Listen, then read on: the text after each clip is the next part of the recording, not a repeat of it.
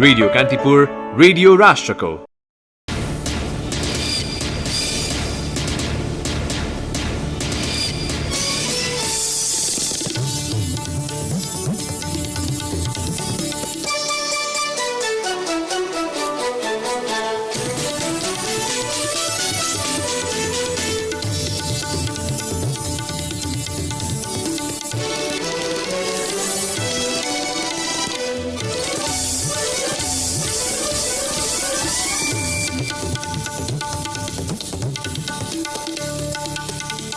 सरकारको कामले जनतामा इम्प्रेसन बढेको प्रधानमन्त्री ओलीको दाबी। चालु आर्थिक वर्षलाई विकासको आरम्भको वर्षका रूपमा लिएको भनाई।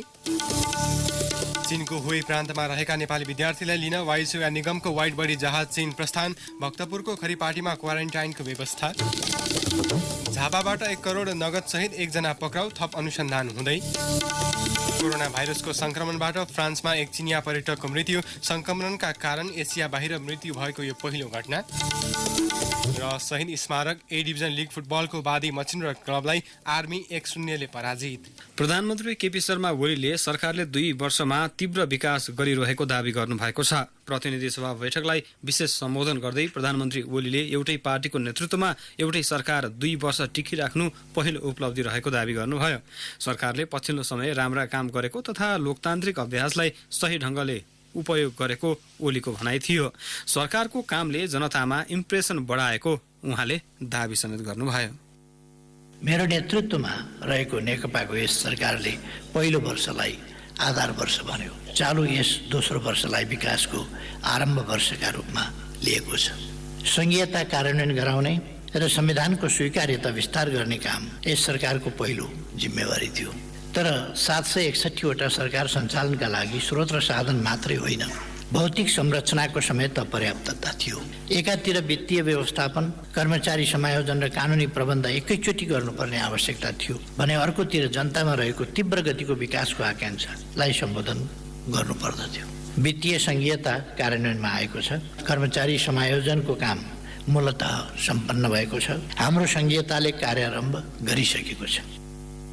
सम्बोधनमा प्रधानमन्त्री ओलीले सरकारी सम्पत्ति फिर्ता ल्याउन सरकारले चलाएको कारबाही अन्तर्गत विभिन्न ठाउँका जमिनहरू फिर्ता लिने अभियान भइरहेको बताउनुभयो। संसदलाई सम्बोधन गर्दै उहाँले सिराहाको 21 बिघा, सर्लाहीको 234 बिघा र बर्दियाको 46 बिघा जग्गा फिर्ता आइसकेको समेत सदनलाई जानकारी गराउनुभयो।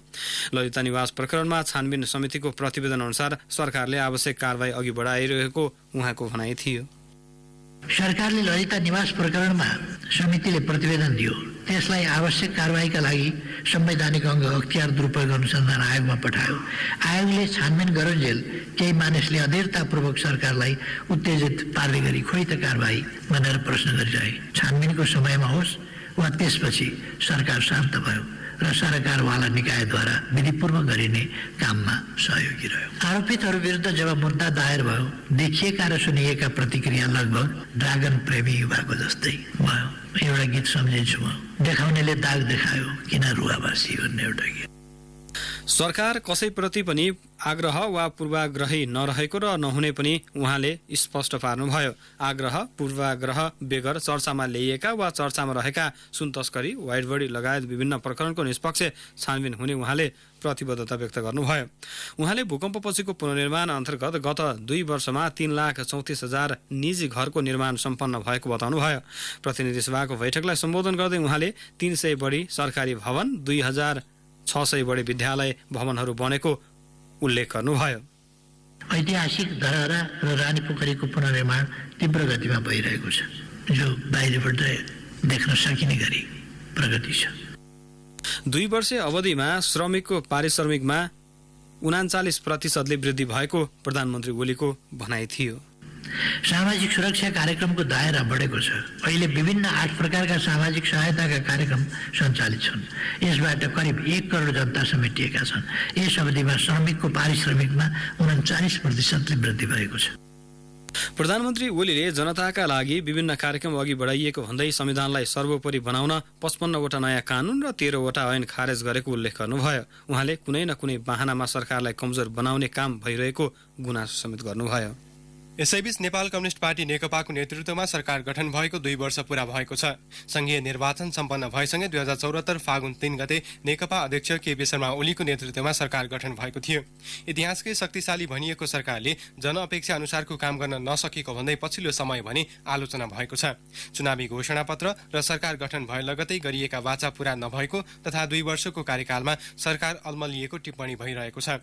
खास गरी यातायात क्षेत्रको सिन्डिकेट अन्त्य, ट्विन व्यवस्थापन, खाद्यान्नमा आत्मनिर्भर, राष्ट्रिय परिचय पत्र र गरिबी परिचय पत्र वितरण जस्ता काम 2 वर्षभित्र सक्ने भनिए पनि पूरा हुन सकेको छैन। यो बीचमा सरकारले ल्याएका केही विधेयक समेत निकै आलोचित बनेका छन्। निर्मला हत्या प्रकरण, 33 किलो सुनकाण्ड, वाइड बडी भ्रष्टाचार, ललिता निवास तथा नेपाल ट्रस्टको जग्गा अनियमितता प्रकरण, एनसेलको पुँजीगत लाभ कर असुली लगायत कारणले सरकार थप आलोचित बनेको थियो। यद्यपि व्यावसायिक वातावरणमा सुधार, भ्रष्टाचार निवारण सम्बन्धी एमनेस्टी इन्टरनेसनलको प्रतिवेदनले भने केही सकारात्मक संकेत दिएको छ।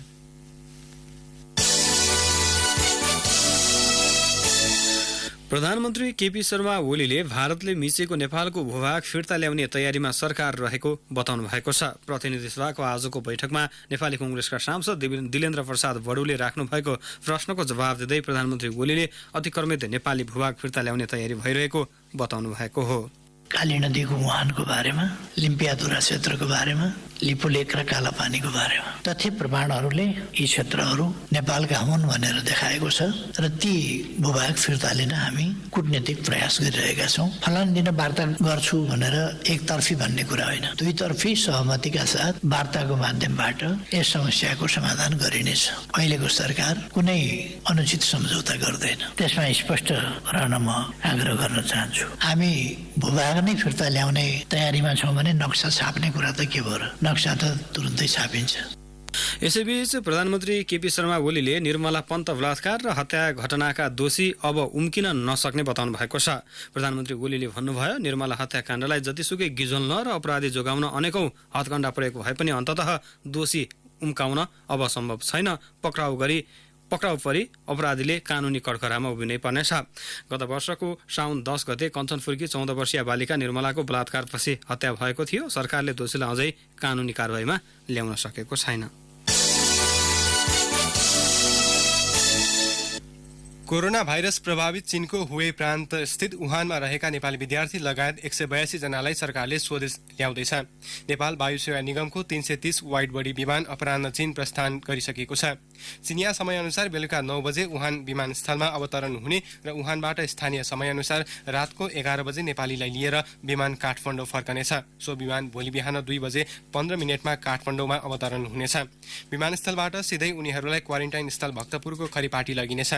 त्यसका लागि 5 वटा बस र 5 वटा एम्बुलेन्स परिचालन हुने स्वास्थ्य तथा जनसङ्ख्या मन्त्रालयले जनाएको छ। त्रिभुवन अन्तर्राष्ट्रिय विमानस्थलमा उत्रिएदेखि खरिपाटी पुगुन्जेल पनि विशेष प्रोटोकल लागू हुने स्वास्थ्य मन्त्रालयले जनाएको छ। क्वारेन्टाइनका लागि 25 जना तालिमप्राप्त स्वास्थ्य कर्मीलाई खटाएको मन्त्रालयले जनाएको छ। सुरक्षा संवेदनशीलताको कारण क्वारेन्टाइनमा राखिने 14 दिनको समयमा आफन्त वा अन्य कोही व्यक्तिलाई भेट्न भने अनुमति दिइने छैन। सशस्त्र प्रहरीले झापाबाट स्रोत नखोलेको 1 करोड रुपैयाँ सहित एकजनालाई पक्राउ गरेको छ। नेपाल नम्बर 8 गुल्म हेडक्वार्टरबाट खटिएको टोलीले मेचीनगर नगरपालिका 7 जोर सिमलबाट 1 करोड नगद सहित बारा जितपुरका 27 वर्षीय श्रवण कुमार चौधरीलाई पक्राउ गरेको सशस्त्रका डीएसपी ज्ञानमणि पौडेलले बताउनुभयो। पक्राउ परेका चौधरी स्रोत नखुलेको रकम ओसार पसारमा प्रयोग भएको 12/968 नम्बरको जीप चालक हुन्। बरामद रकमबारे थप अनुसन्धान भइरहेको डीएसपी पौडेलले बताउनुभयो। कान्तिपुर डायरीमा अब ब्रेकको पालो।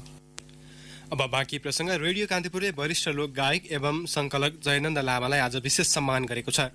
सलाम जिउँदो इतिहास कार्यक्रम अन्तर्गत लामासँग भलाकुसारीका साथै चर्चित कलाकारले उहाँका गीतहरूको प्रस्तुति दिएका थिए।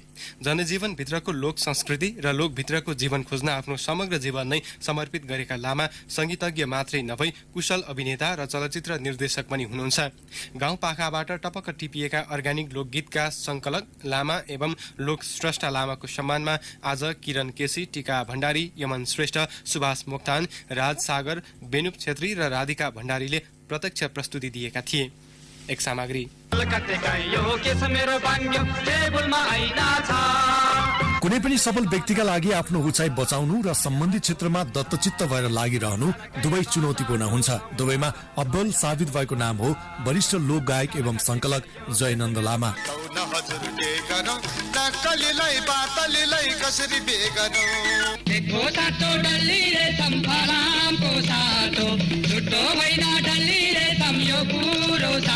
जनजीवन भित्रको लोक संस्कृति र लोक भित्रको जीवन खोज्न आफ्नो समग्र जीवन नै समर्पित गरेका उनी कालजयी लोकगीत दिने एक संगीतज्ञकै सिद्धहस्त व्यक्तित्व हुन्, जिउँदो इतिहास हुन्। नेपाली कला संस्कृति र गीतका पारखी सबै खाले पुस्ताको मन मस्तिष्कमा गुन्जिरहने लामाले आफूलाई गायनमा मात्रै सीमित राखेका छैनन्, अभिनय र चलचित्र निर्देशनमा पनि उत्तिकै खारेका छन्। होचो कत थेप्चो थेप्चो नाक आँखा चिम्सा भएका सिन्धु पाल्चुके ठिटो आजको यस उचाइसम्म पुग्ला भन्ने सायदै यिनका सहपाठीले सोचेका थिए। लामासँग लामै समय रत्तिएका हास्य कलाकार शैलेन्द्र सिमखडा यसो भन्छन्। गुरुजी, तपाईले कक्षामा पढाउँदा देश कस्तो छ भन्ने प्रश्नमा मैले पूर्व पश्चिम तन्किएको भूभाग, उत्तर दक्षिण फर्किएको जनवाद र समाजवाद लेखेको थिएँ। त्यो बेला तपाईले मेरो कान निमट्नु भयो, पाना च्यात दिनुभयो, बेन्चीमा उभियाउनु भयो, कुखुराको भाले बनाउनु भयो, 1 वर्ष फेल गराउनु भयो र पढाउनु भयो सुन्दर शान्त नेपाल। गुरुजी, खै त अहिले तपाईले पढाएको सुन्दर शान्त नेपाल कहाँ छ? आजका दिनसम्म आइपुग्दा लामाले नेपाली लोक संगीतलाई जीवन मात्र दिएनन्, त्यो जीवनमा श्वास समेत भरे, जसको औंला समाएर आजसम्म पनि स्रष्टाहरू ताते गर्दैछन्। त्यसो त पछिल्लो समय नेपाली सिने क्षेत्रमा क्रियाशील लामाले बहुमुखी प्रतिभा भन्ने शब्दको वास्तविक परिभाषा बोकेको हास्य कलाकार हरिवंश आचार्यको धारणा छ। जयनन्द लामा त मान्छे कस्तो भनेदेखि अब अहिले त एक्टर भन्ने चिनिन्छ, तर डान्सर पनि हो, एक्टर पनि। अब एकदम अहिले त जयनन्द लामा नभएको फिल्म हेर्न पाउँदैन, गीत त्यतिकै राम्रो। त्यस्तो मान्छे भनेको साँच्चीकै जिउँदो इतिहासै हो। गायक संगीतकार टीका भण्डारीको नजरमा जयनन्द लामा नेपाली संगीतको विश्वविद्यालय हुन्। नेपाली लोक संगीतको बारेमा एउटा महत्वपूर्ण ज्ञानको भण्डार उनी लामालाई मान्छन्। जयनन्दले संकलन गरेका र गाएका गीतहरू पछिल्लो पुस्ताले समेत मन पराउनु नेपाली संगीतका लागि महत्वपूर्ण उपलब्धि भएको उनको तर्क छ। मेलोडी किङ, नातिकाजी, शिवशंकर, तारादेवी जस्ता स्रष्टाहरू अत्यन्तै थोरै बोल्नुहुन्थ्यो, तर सृजनाहरू धेरै गर्नुहुन्थ्यो, धेरै गाउनुहुन्थ्यो। त्यस्ता व्यक्तित्वलाई पनि हँसाउनुहुन्थ्यो, नचाउनुहुन्थ्यो, मन्त्रमुग्ध बनाउनुहुन्थ्यो, रमाइलो गर्ने व्यक्तित्व र सँगसँगै आफ्नो गीतमा पनि एउटा रमाइलोको पाटो जहिले पनि जीवन्त रह्यो, अविस्मरणीय छ, ऐतिहासिक छ। बीचमा केही सुस्ताएको नेपाली लोक संगीतले अहिले भने सही बाटो समातेकोमा प्रफुल्लित छन्। यिनी पुराना र नयाँ संस्था बीचको सम्बन्धको तालमेल मिलाएर अघि बढे लोकगीतको क्षेत्र मात्रै नभई समग्र नेपाली संगीतले आगामी दिनमा थप छलाङ मार्ने आशा यिनी व्यक्त गर्दछन्। आफ्ना पुराना दिन सम्झँदै लामा भन्छन्, अग्रजको आशीर्वाद नै नयाँ पुस्ताले सही मार्गदर्शन प्राप्त गर्छ। जयनन्दले भन्नुभयो, अनि गाँदा गाँदा अभिनय लागि भन्नुभयो। त्यसपछि त्यही गीत गाएँ, गाएपछि अनि त्यसपछि फेरि सबैजना उठेर आएर नाच्यो, रातभरि नाच्यो। जयनन्द गाउँपाखाबाट टपक्क टिपेका अर्गानिक लोकगीतको संकलन गर्न खप्पिस लामा आज पनि उत्तिकै क्रियाशील छन्। उही उत्साहका साथमा संगीतमा चासो राख्ने र केही सिक्न चाहनेका लागि पनि जयनन्द लामा आफै एक विशाल भण्डार हुन्। सांगीतिक क्षेत्रमा लामाले दिएको योगदानको बयानै सायद शब्दमा गर्न सकिएला। दर्शकौ नेपाली संगीतको श्रीवृत्तिमा तल्लीन लामाको योगदान र उत्साहलाई रेडियो कान्तिपुर सलाम गर्दछ। रेडियो कान्तिपुरका लागि सन्तोष गन्धर्व, काठमाडौँ।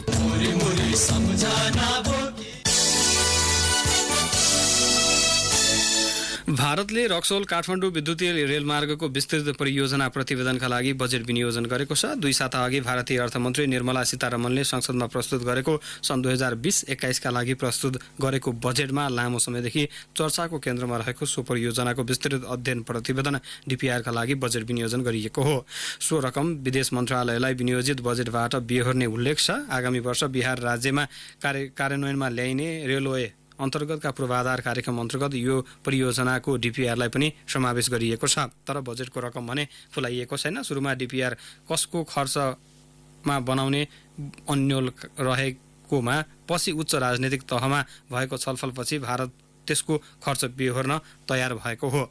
2 वर्ष अघि काठमाडौँमा सम्पन्न बहुक्षेत्रीय प्राविधिक तथा आर्थिक सहयोगका लागि बंगालका खाडीको प्रयास बिमस्टेकको 4थो शिखर सम्मेलनका बेला प्रधानमन्त्री केपी शर्मा ओली र भारतीय प्रधानमन्त्री नरेन्द्र मोदीले काठमाडौँ रक्सौल विद्युतीय रेल सेवाको पूर्व सम्भाव्यता अध्ययन गर्ने समझदारी पत्रमा हस्ताक्षर गर्नुभएको थियो। मोरङ, मकवानपुर, सिराहा र सिन्धुलीमा भएका सवारी दुर्घटनामा 5 जनाको मृत्यु भएको छ। मोरङको बुढीगंगा गाउँपालिका 1 ढाट स्थित सडक टिप्पर र मोटरसाइकल ठोकिँदा मोटरसाइकल चालक सप्तरीका 28 वर्षीय हरिराम शाह र मोटरसाइकलमा सवार सिराहाका 24 वर्षीय मोहम्मद अजिर राइनको मृत्यु भएको हो। मकवानपुरको मनहरी गाउँपालिका 6 सुनाचुरीमा ट्रक अनियन्त्रित भई दुर्घटना हुँदा रूपन्देहीका 27 वर्षीय अकबर खानको मृत्यु भएको प्रहरीले जनाएको छ। यस्तै सिराहाको मिर्चैया र मलहनिया चोकमा बसले मोटरसाइकललाई ठक्कर दिँदा मोटरसाइकलमा सवार 55 वर्षीय सुफीलाल यादवको मृत्यु भएको छ। यस्तै सिन्धुलीको कमलाबाई नगरपालिका 11 स्थित सडकमा ट्र्याक्टरको ठक्करबाट पैदल यात्री जय बहादुर वाइबाकी 4 वर्षीय छोरी यस्तरको मृत्यु भएको प्रहरीले जनाएको छ।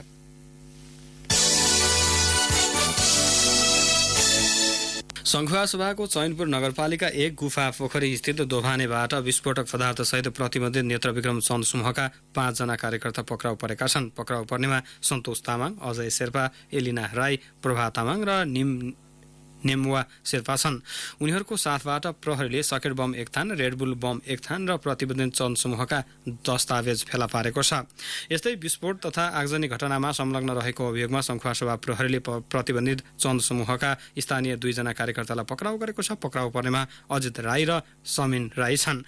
यसैबीच प्रतिबन्धित नेत्रविक्रम चन्द समूहका गोर्खा जिल्ला सेक्रेटरी लोकबहादुर ओली र जिल्ला सदस्य कृष्ण पन्त पक्राउ परेका छन्। दाङ स्थायी घर भई गोर्खा कार्यक्षेत्र रहेका 44 वर्षीय ओली र गोर्खाको फुजेलका 43 वर्षीय पन्तलाई गोर्खा नगरपालिका 13 मजुवा देउरालीबाट पक्राउ गरिएको डीएसपी वासुदेव खतिवडाले बताउनुभयो। उनीहरूको साथबाट प्रहरीले प्रतिबन्धित चन्द समूहको राजनीतिक दस्तावेज, झण्डा, चन्दाका रसिद लगायत सामग्री बरामद गरेको छ।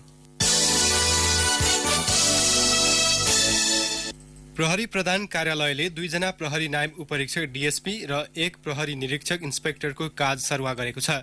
महानगरीय प्रहरी परिसर ललितपुरका डीएसपी देवेन्द्र पाण्डेलाई महानिरीक्षकको सचिवालयमा र महानिरीक्षकको सचिवालयका गोविन्द कार्कीको अपराध अनुसन्धान विभागमा सरुवा भएको हो। यस्तै प्रहरी निरीक्षक एम श्रेष्ठलाई आइजिपीको सचिवालयमा तानिएको छ। यसैबीच प्रहरी प्रधान कार्यालयले केही वरिष्ठ उपरीक्षक एसएसपीको जिम्मेवारी हेरफेर गर्ने तयारी समेत गरेको छ। इन्चार्जको रूपमा 1 वर्ष पुगेका र पुग्न लागेका इकाइहरूमा नयाँ इन्चार्ज पठाउन लागि हो। बाँकेको नेपालगञ्ज उपमहानगरपालिका 15बाट लागु औषध ब्राउन सुगर करिब 1 ग्राम सहित 2 जना पक्राउ परेका छन्। पक्राउ पर्नेमा जुम्लाका योगेन्द्र मल्ल र हरि थापा छन्। यस्तै मकवानपुरको हेटौडा उपमहानगरपालिका 19 नेवार पानीबाट करिब 34 केजी लागु औषध गाँजा सहित भारतीय नागरिक भगवान यादव पक्राउ परेका छन्।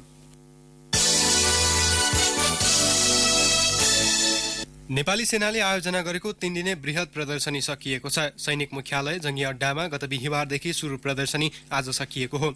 नेपाली सेनाले इतिहासदेखि वर्तमानसम्म गरेका कामलाई प्रदर्शनीमा राखिएको थियो। सैनिक दिवस तथा महाशिवरात्रिको अवसरमा नेपाली सेनाले प्रत्येक वर्ष प्रदर्शनीको आयोजना गर्दै आएको छ।